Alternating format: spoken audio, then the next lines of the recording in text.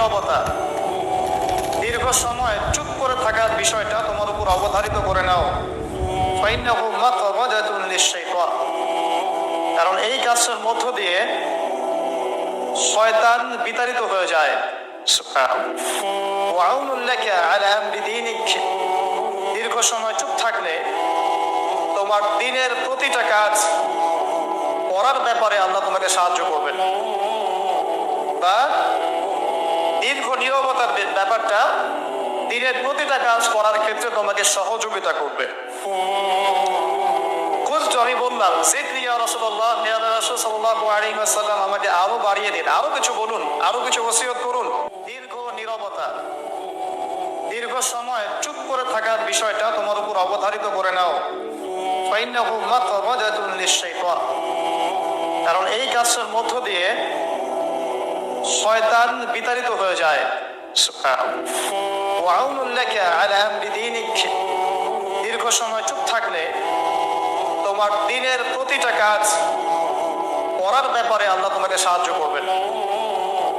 বা দীর্ঘ নীরবতার ব্যাপারটা দিনের প্রতিটা কাজ করার ক্ষেত্রে তোমাকে সহযোগিতা করবে।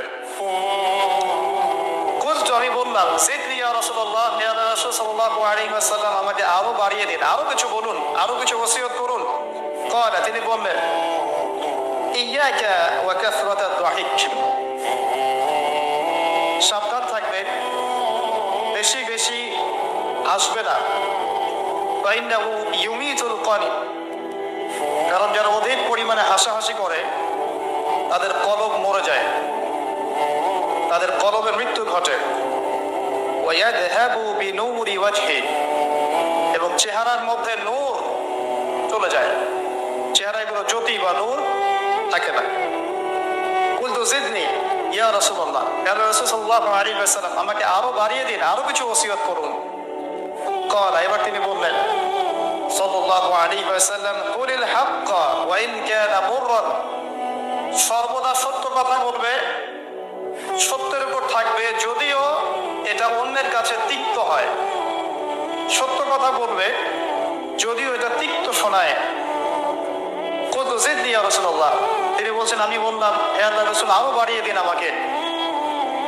এবার নবীজি বললেন সাল্লাল্লাহু আলাইহি ওয়াসাল্লাম, লা তাখাফ ফিল্লাহি লাওমাতা লাইম, আল্লাহর পথে কাজ করার ব্যাপারে বা আল্লাহর পথে চলার ক্ষেত্রে, আল্লাহর দ্বীন পালনের ক্ষেত্রে নিন্দুকের নিন্দার পরোয়া করবে না।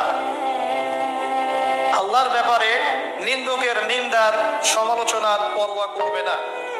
কুলতু জিদনি ইয়া রাসূলুল্লাহ, তিনি বললেন আমি বললাম যে আরো বাড়িয়ে দিন হে আল্লাহর রাসূল আমার জন্য। নবী করিম সাল্লাল্লাহু আলাইহি ওয়াসাল্লাম বললেন قال ليحجزك عن الناس ما تعلم من نفسك, যখন মানুষের ব্যাপারে তোমার নেগেটিভ কোনো মন্তব্য করতে হয় বা কারো ব্যাপারে যদি নিন্দা করতে চাও, এরকম ইচ্ছা জাগে মনের মধ্যে, তাহলে আগে চিন্তা করবে যে এই দোষটা তোমার মধ্যে আছে কিনা। অর্থাৎ নিজের নফসের খেয়ালটা তুমি আগে বেশি নেবে অন্যের নিন্দা করার আগে।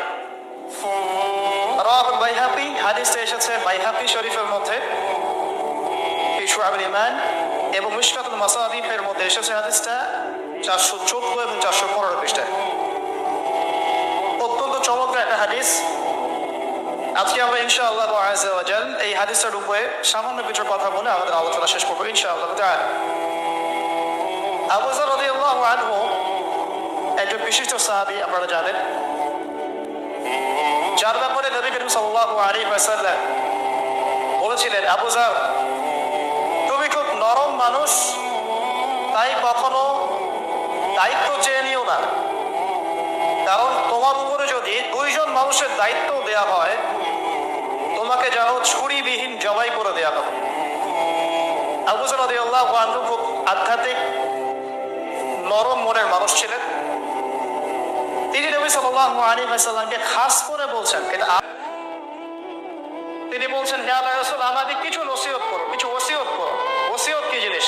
যেমন কেউ চলে যাওয়ার আগে ওসিয়ত করে, বাবা ইন্তেকাল করছে তার আগে ওসিয়ত করে, মাকে দেখিস, হ্যাঁ, বোনদেরকে খোঁজ খবর রাখিস, সন্তানদের ব্যাপারে খোঁজ খবর রাখিস ইত্যাদি। ওসিয়ত করা মানে যে কথাগুলো আমরা অক্ষরে অক্ষরে পালন করতে চাই, প্রতিশ্রুতি ব্যক্ত করি, এরকম কথা কনভারসেশন। একটু চিন্তা করেন, নবী করিম সাল্লাল্লাহু আলাইহি ওয়াসাল্লাম যদি আপনাকে আমাকে খাস করে কোনো জায়গায় ডেকে নিয়ে কথাটা বলতেন কেমন হতো? মনে করেন নবী সাল্লাল্লাহু আলাইহি ওয়াসাল্লাম জীবিত আছেন বা আমরা তার সাক্ষাৎ পেয়েছি, মানে আমরা কেউ একজন আমাদের মধ্যে গিয়ে তাকে বললেন, ইয়া রাসূলুল্লাহ আমাদের কিছু নসিহত করেন, আমাকে খাস করে কিছু ওসিয়ত করেন, তখন এই ওসিয়তগুলো স্পেশাল হবে এবং আপনি আমি কখনোই চাইবো না।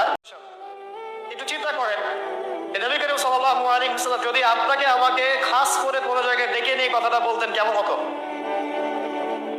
মনে করেন নবী সাল্লাল্লাহু আলাইহি ওয়াসাল্লাম জীবিত আছেন বা আমরা তার সাক্ষাৎ পেয়েছি, মানে আমরা কেউ একজন আমাদের মধ্যে গিয়ে তাকে বললেন, ইয়া রাসূলুল্লাহ আমাদের কিছু নসিহত করেন, আমাকে খাস করে কিছু ওসিয়ত করেন,